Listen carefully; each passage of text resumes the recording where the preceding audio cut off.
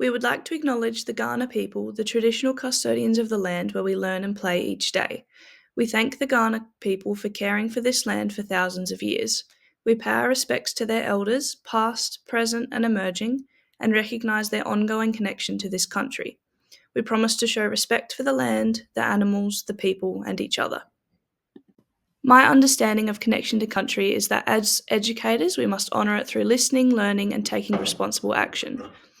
The images on the screen above, the one on the left is a picture of Ardrossan, the York Peninsula, where I grew up, and the one on the right is Black Point, also on the York Peninsula, where my family have a beach house.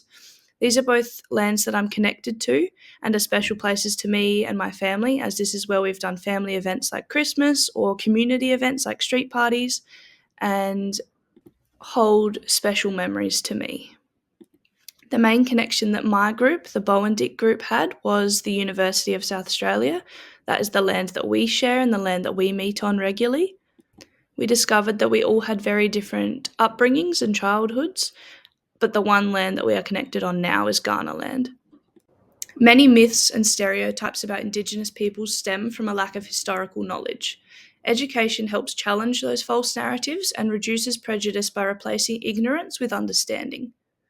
The most influential people in my life and that I value connections with the most are my three best friends, pictured at the top in the black and white, Cameron, Ezra, and Jade, and my family on the left at Christmas time, all coming together to celebrate. I value these relationships the most because they share similar values and morals to me. This is something that we also spoke about as a group during class, is that our family have been big influences on the morals and values that we hold still.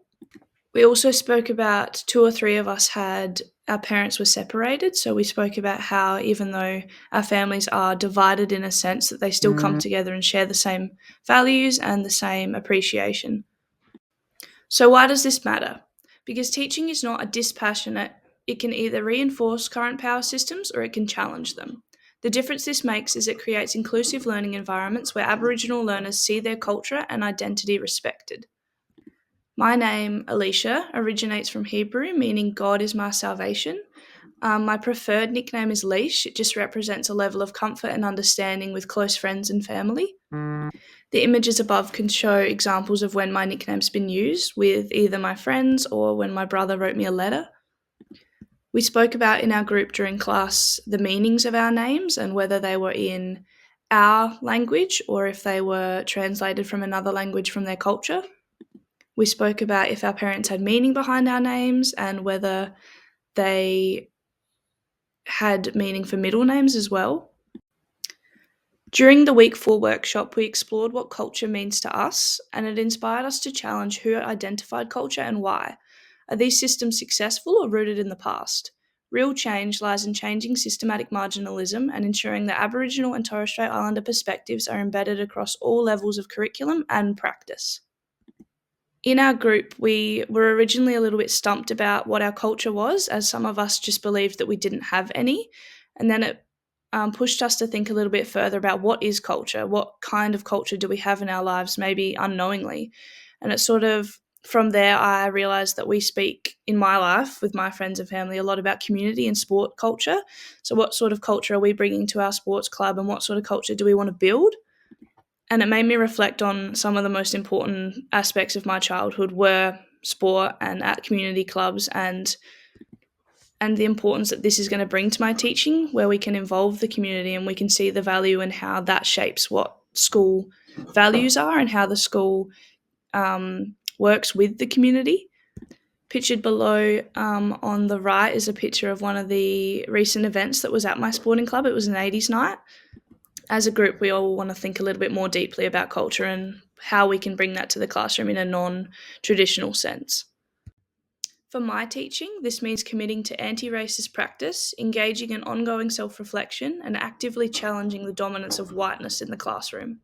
Ultimately, understanding racism and privilege enables educators to become agents of change, not just in content delivery, but in transforming the very structures that shape educational outcomes.